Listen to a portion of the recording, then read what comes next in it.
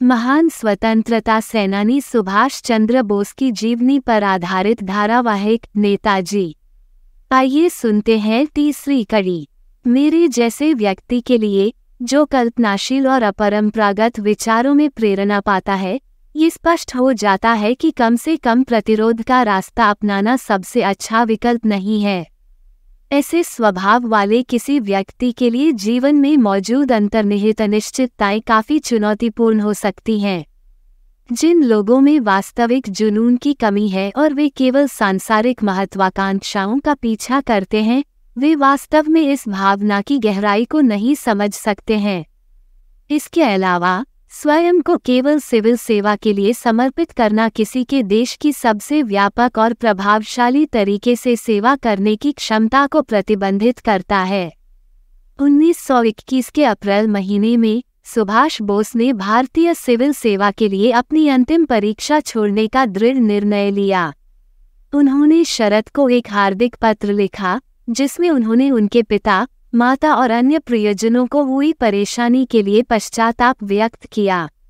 22 अप्रैल को उन्होंने भारत के राज्य सचिव एडविन मोंटागू के साथ पत्र व्यवहार किया और प्रतिष्ठित सेवा में परिवीक्षाधीनों की सूची से अपना नाम हटाने का विनम्रतापूर्वक अनुरोध किया। अगले दिन उन्हें शरद से एक पत्र मिला, जिसमें बताया गया कि उनकी मां ने उनके पिता और अन्य लोगों की राय के खिलाफ महात्मा गांधी द्वारा समर्थित आदर्शों को अपनाया था। इस खबर से सुभाष को बहुत खुशी हुई। उनके मन पर जो बोझ था वह कम हो गया। इससे पहले C.R. दास के मार्गदर्शन में सुभाष बोस एक सफल वकील रहे थे, जो बंगाल की राजनीति में बड़ी ऊंचाइयों तक पहुंचे थे। दास ने सुभाष को कलकत्ता लौटने के लिए प्रोत्साहित किया। भारतीय सिविल सेवा के संबंध में अपने निर्णय को ध्यान में रखते हुए सुभाष बोस ने कैम्ब्रिज में कला स्नातक की डिग्री हासिल की। हालांकि उन्होंने आधे अधूरे मन से अंतिम परीक्षा दी, फिर भी वे उत्तीर्ण होने में सफल रहे, लेकिन उन्हें तीसरी श्रेणी में रखा गया। जून 1921 में भारत वापस आने की अपनी यात्रा की तैयारी में उन्होंने अपने डिप्लोमा प्राप्तकर्ता के रूप में एक साथी भारतीय छात्र को चुना।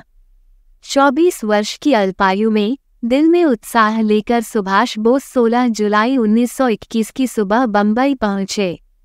उनके व्यवसाय का पहला आदेश असहयोग आंदोलन के 51 वर्षीय नेता सम्मानित महात्मा गांधी के साथ एक बैठक की व्यवस्था करना था, जिन्होंने पिछले वर्ष भारत के स्वतंत्रता संग्राम की लौ जलाई थी और जो उनके मार्ग का मार्गदर्शन करते रहेंगे।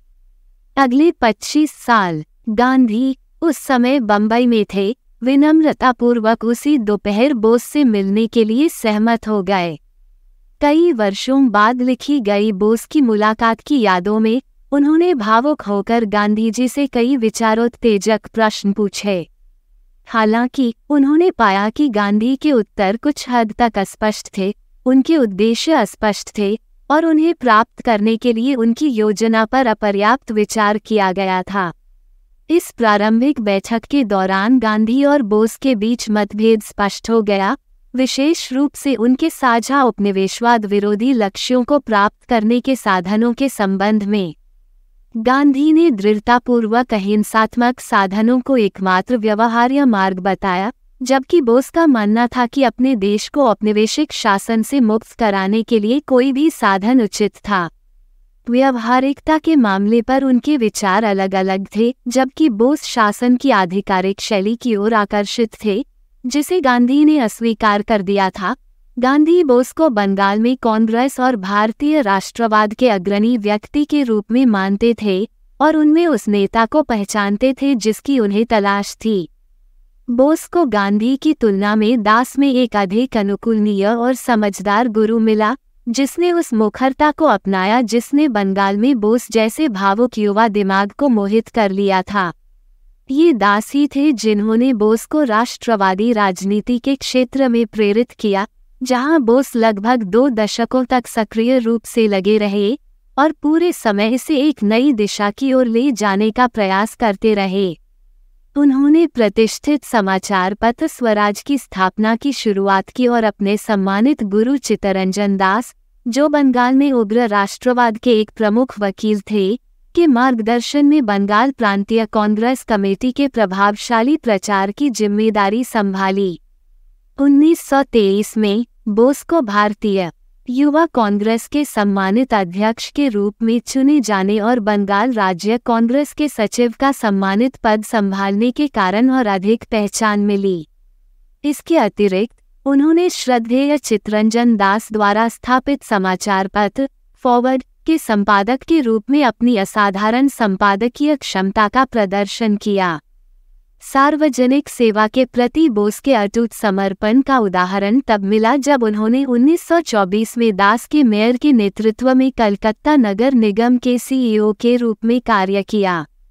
हालांकि मुक्ति के लिए उनकी प्रतिबद्धता के कारण उन्हें मगफूर अहमद आजाजी और अन्य सम्मानित लोगों के साथ अन्यायपूर्ण हिरासत में लिया गया। उसी वर्ष कलकत्ता में एक विरोध मार्च के दौरान नेता 1925 में राष्ट्रवादी आदर्शों के प्रति बोस की अदम्य भावना के परिणामस्वरूप उन्हें मांडले में कारावास में डाल दिया गया, जहां दुर्भाग्य से उन्हें तपेदिक हो गया। 1927 में कैद से रिहा होने के बाद बोस ने कांग्रेस पार्टी के महासचिव की सम्मानित भूमिका निभाई और स्वतंत्रता की खोज में जवाहरलाल नेहरू के साथ मिलकर काम किया। इतिहास पर बोस की अमिट छाप तब और मजबूत हो गई जब उन्होंने दिसंबर 1928 के अंत में कलकत्ता में भारतीय राष्ट्रीय कांग्रेस की वार्षिक बैठक का आयोजन किया। हालांकि उनका सबसे सम्मानित योगदान कांग्रेस वॉलंटियर कोर के जनरल ऑफिसर कमांडेंट के रूप में उनकी विशिष्ट स्थिति थी। प्रतिष्ठित लेखक नीरज चौधरी ने इस महत्वपूर्ण सभा के महत्व को बखूबी दर्शाया। आपने सुनी महान स्वतंत्रता सेनानी सुभाष चंद्र बोस की जीवनी पर आधारित धारावाहिक नेताजी की तीसरी कड़ी। चौथी कड़ी के लिए आगे का वीडियो देखें। धन्यवाद। आप देख रहे थे गॉड ब्लेस टीवी हिंदी। हमारे साथ जुड़ने के लिए सब्सक्राइब अवश्य करें।